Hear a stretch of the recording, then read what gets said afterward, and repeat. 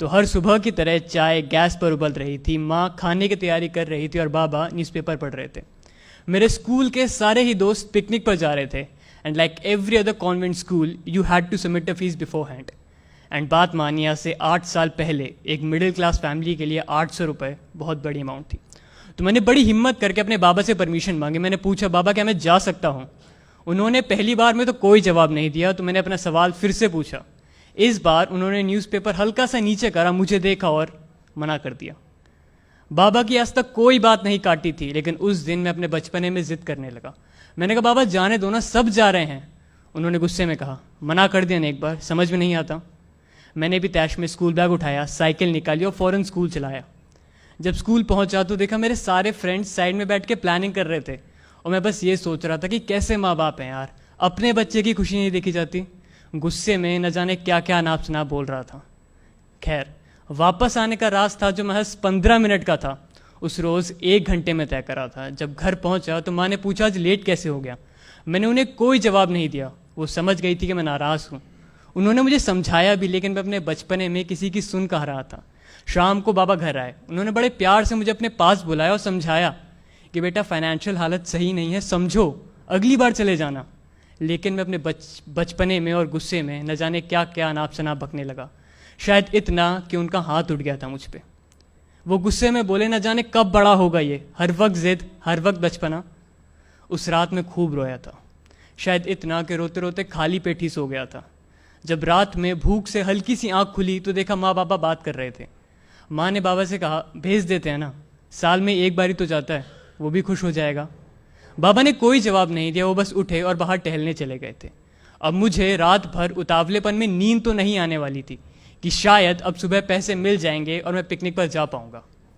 सुबह हुई, बाबा मेरे पास आए। उन्होंने मुझे पैसे थमाए और कहा, ये लो, पिकनिक पर चले जाना। एक पल को मेरी खुशी का ठिकाना नहीं था। मैंने फ़ौरन साइकिल निकाली और स्कूल की तरफ चल दिया। घर से थोड़ा दूर पहुंचा था कि याद आया, जो उतावलेपन में लंच तो घर भूल गया है। वापस घर आया तो देखा माँ बाबा फिर से बात कर रहे थे। माँ ने बाबा से पूछा, पैसे कहाँ से आए?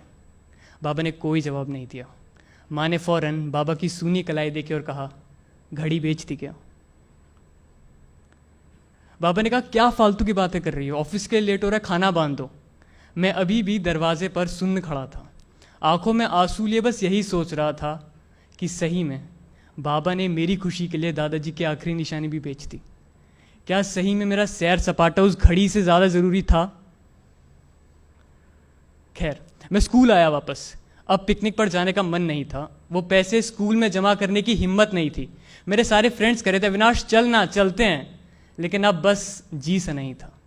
वापस आने का रास्ता जो महज 15 मिनट का था, उस रोज़ फिर से 1 घंटे में तय करा। माँ ने पूछा, आज क्यों लेट है? उस रोज़ गुस्से में जवाब नहीं था और आज शर्म से।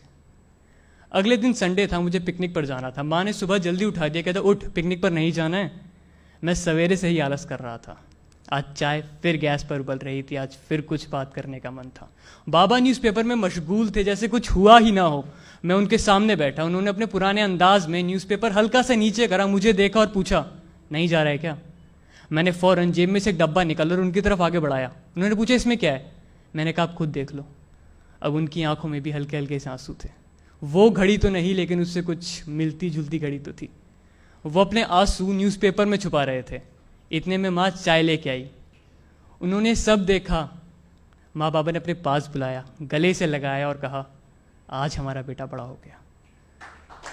तो हम शायद कभी कभी अपने बचपने में अपने माँ बाप का प्यार, वो सैक्रिफाइस, वो सब भूल जाते हैं, लेकिन वो कभी भी हमारे लिए अपना प्यार कम नहीं होने देते हैं। So from this stage, I just want to say one thing.